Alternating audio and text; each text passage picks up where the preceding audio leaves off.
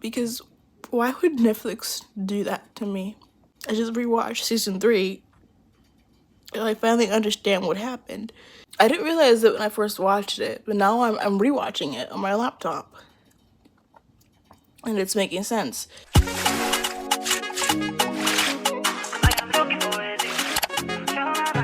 Oh my gosh. Guess what?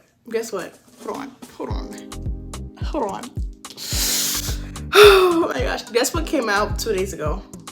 Season 3 of Dead to Me. And y'all know I had to watch it. I literally stayed up all night watching the show. And season 3 was so freaking good. I can't express how. Hold on, we're gonna get into all in this video because the ending. Okay. Anyway. Alright, so season 3 of Dead to Me came out a few days ago. And as you guys may or may not know, I'm a fan of that show. And so I watched the new season and I have a lot of thoughts that are just jumbled in my brain right now. So I thought I would make kind of like a video essay just about what I think about it. If you're watching this video, obviously you've watched the other 2 seasons and preferably you've watched the new season. If you haven't watched the new season, then click up this video right now and go watch it because there definitely is going to be a lot of spoilers. So go watch the last season first and then come back and watch this video, okay? Quick synopsis. 2 main characters are Jen and Judy. Jen is a recently widowed woman whose husband got killed in a hit-and-run car accident. So after her husband got killed, she went through this grief support group thing and she met Judy there. And so they became really close friends. She has been working with the police, trying to figure out who is the responsible for this hit and run. And Judy, her new best friend from the grief support group, turns out she is affiliated with the death of her husband. So Judy's fiance, Steve, was driving the car and was the one who hit her husband, and Judy was in the passenger seat, I guess, and which makes her an accomplice because she was in the car. Jen forgives Judy because they're best friends and such, and so but she's still kind of mad. Obviously her husband died and she's mad at Steve. And so Steve comes to her house. I don't remember why he comes to her house, but he comes to her house and he says some really awful things to her, like widow, whatever. And she becomes really, really mad. She takes this wooden bird and she basically hits him on the head. He falls in the pool and I guess he dies. And so yeah, she freaks out and goes ahead and with the help, she tells Judy, of course, about what happened. And Judy's like, oh my God, you just killed my ex-fiance Steve. And she's like, yeah, I did. And then they went and they buried him in this like forest thing. So now Jen and Judy just killed Steve, who was the one who killed her husband in a hit and run. It's a lot going on. Anyways, so at some point they realize that Steve is missing, and so the police start looking for him, and out of nowhere it turns out that Steve actually has a twin brother named Ben. Like, who would have thought that they're twins, identical twins to be exact. Judy knows Ben from the past because she was a fiance of Steve for a while, and that was how season 1 ended. So in season 2, Ben starts like being flirty with Jen. So Ben and Jen have a thing going on. They're they're having whatever going on. They're intimate together, and so. But Jen feels really, really bad because obviously she can't be with him considering she literally killed and murdered his brother. So what happens is one day, Steve gets a call on the phone about, his dead brother, Steve. And he's like, and the police is like, hello, Ben, your brother, he's dead. We found his remains in the forest, like he's definitely dead. Ben is really, really mad. He's angry, he's sad. He's a past alcoholic. And he goes and he starts drinking again. And then he gets in his car for some stupid odd reason. He gets in his car and starts driving. So now he's drunk driving, right? He's drunk driving. And guess what? That same road, we have Jen and Judy also in a different car, also in a different car driving. They're driving, they're happy.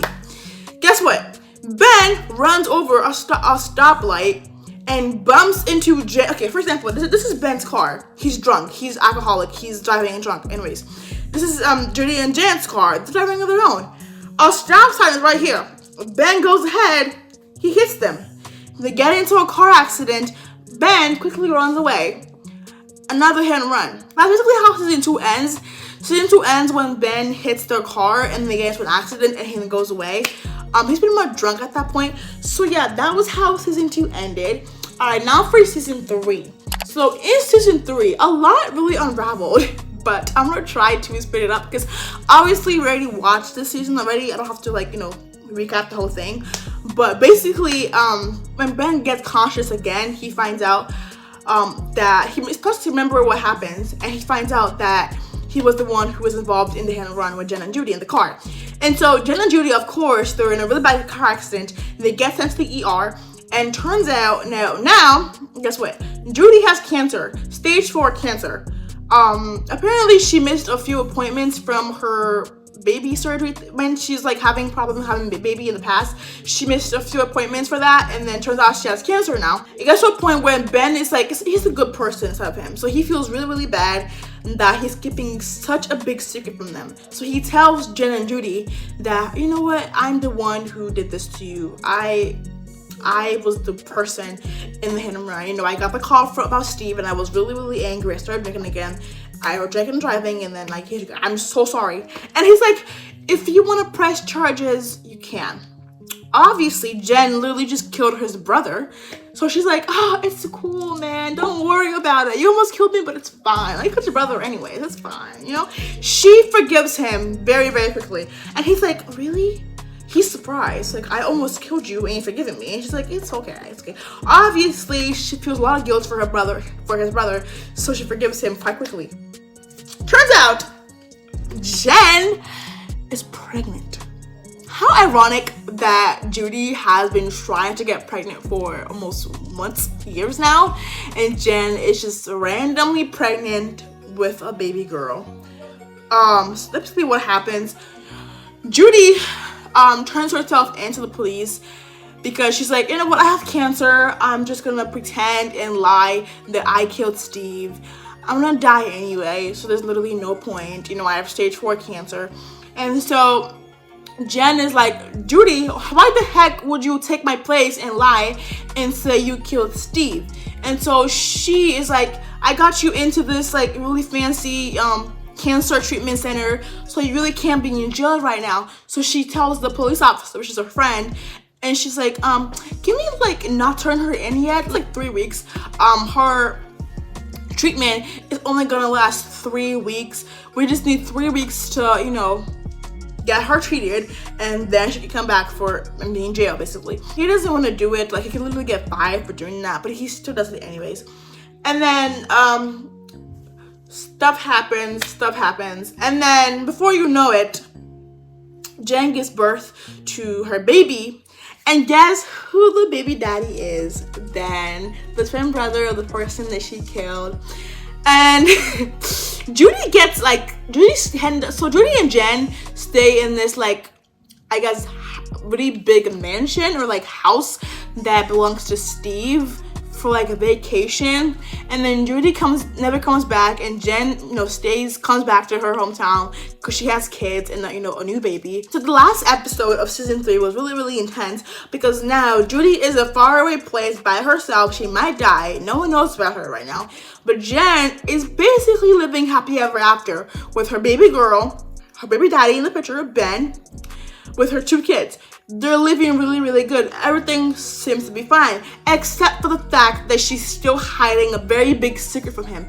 And the secret is that she killed his brother. And then at the end of season 3, the last episode, like the last clip, she's like, Ben, I have to tell you something. And then it just cuts off. So yeah, that was basically what happens in season 3. So we have no idea if in season 4, Jen is actually going to confess to Ben and tell him that she killed his brother, or if she's gonna continue lying forever. I don't know how long she can really keep up that lie, because really the FBI has the case now, but we don't know. Now we're gonna go into my thoughts about each of the main characters. Alright, first character we have is Jen Harding. I like Jen. I feel like Jen, she's the mother. She's gone through a lot. I would rate her a good, 7 out of 10.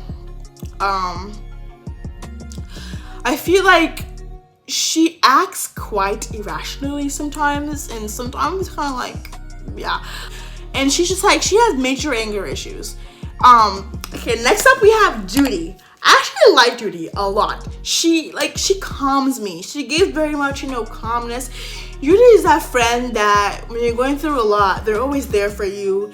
They're always, somehow always calm in like the, in like the most ironic situations ever. Like Judy is just, she has such a positive mind, and even when she has cancer, she's still positive. She's still trying to be happy, and she's like the angel.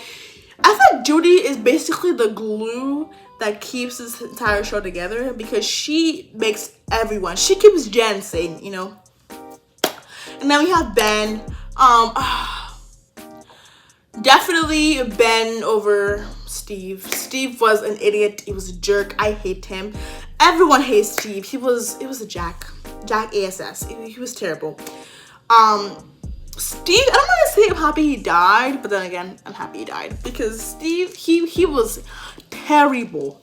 Anyways, Ben was definitely, better than Steve. I appreciate how Ben was honest. You can tell the kind of person that he was. He couldn't lie to Jen. He was always honest. He tried his best to be positive and honest. All right, next up, I want to go into my predictions for season 4 and what I think is going to happen. First of all, I don't think that Jen is just magically gonna, get the ounce of dignity in her to confess to Ben that she killed Steve. I don't think that's gonna happen, because Jen is a person that instead of doing the most rational thing, she does something totally different. So I don't think she's gonna do that. Secondly, I think that Judy is actually not going to die from cancer, because it doesn't really make any sense. I'm just not realizing that Judy's dead. I watched season 3. I didn't realize it when I first watched it, but now I'm rewatching it on my laptop, and it's making sense. She's dead. I'm just like, why in the actual, oh my god, I'm trying to say sane, but I just can't. I never cry over movies. I'm not even sure I'm gonna post this video, because I look stupid right now, but freaking why would they do that? Judy was, oh my god. I think Judy is gonna come back better than ever. Oh, I think actually that Judy is going to come back, cancer free. She's going to be the one to tell Ben what happens, because she's gonna feel really, really bad, because Judy is that person who always wants to do the right thing. So she might tell Ben what happens. And do I think that when Ben finally finds out, I think that if Ben finds out from either Judy or Jen, he might take it a little bit lightlier than if he found out from the police or the FBI. So yeah, those are my theories for season 4. That last episode, honestly, that to me was freaking a lot. Like, a lot was going on at such a short amount of time. Thank you all so much for watching this video. I'll see you guys in my next video. Bye.